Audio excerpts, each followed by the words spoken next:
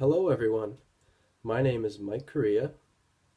I live in Somerset, Massachusetts, which is about an hour south of Boston, and I teach kindergarten through sixth grade music for the West Bridgewater Public School District. And I also direct a fifth and sixth grade chorus.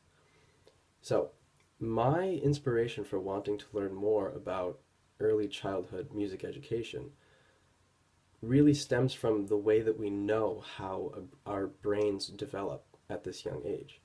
And so, um, one of the things that really caught me right away in doing the reading was something that Edwin Gordon mentions in the foreword about how um, at one point in time there were estimated to be over 30,000 languages, throughout the whole world, and now presently there are roughly 6,000, and why these certain things die off.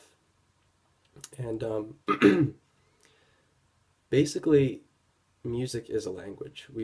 I've heard this ever since I was very young. People refer music is a form of language, and I really feel as though it is too. So it doesn't make much sense not to teach music or expose children to music in the same way that they are exposed to language. It just doesn't make much sense. And one of the things that's sort of inspired me to want to learn more about this is, I had some questions that I sort of posed to myself, and I'd like to pose them in this video. And I haven't looked at any of the research yet that's possibly out there. This may have been looked at already in some research. I'm not quite sure, but I purposely didn't look at it yet until we get deeper into this course. So basically, um, a while back, I heard a lecture from this very, very interesting scientist named Dr. Bruce Lipton, and he talks about something very interesting called epigenetics.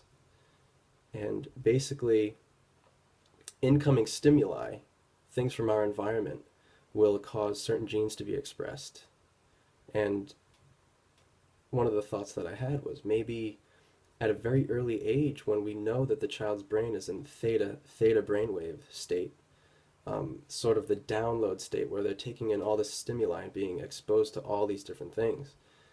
Maybe it's that time when certain genes could be expressed that will affect how these children perceive music when they get older.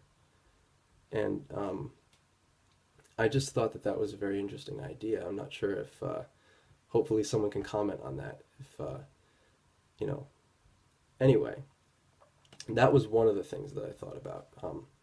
Another idea is nature versus nurture. If we nurture the child, as we do with all types of things, language, talking to them when they're very, very young, if we don't do this with music and we leave it up to nature, um, what nature really is at this point is, popular music that's being played on TV, things that they hear on the radio. And to me, that's really such a small aspect of what music is. It's a very intuitive thing that can probably be developed at a very young age. And I see this all the time where a student or even an adult will say, "Oh, I'm not musical, I can't sing." Maybe it's because they were not exposed to that at a young age, a young enough age. And so they just feel like it's you either have it or you don't have it.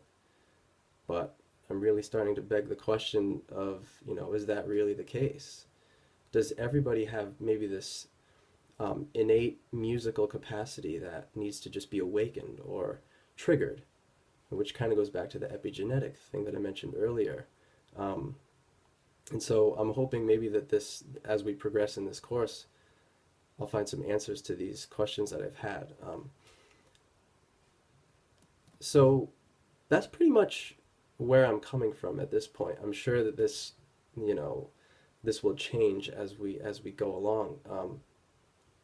But I think at the very core, many of us feel like music is connected to all things, all aspects of our life, and if we don't allow children to have that experience and have that understanding, we are kind of doing them a disservice. And I feel like we really need to take that into account. And but anyway, I'm looking forward to listening to all the other videos that have been put up and commenting on them, and really looking forward to hopefully getting into some really good discussions with the rest of my classmates. And so thank you very much, and talk to you soon.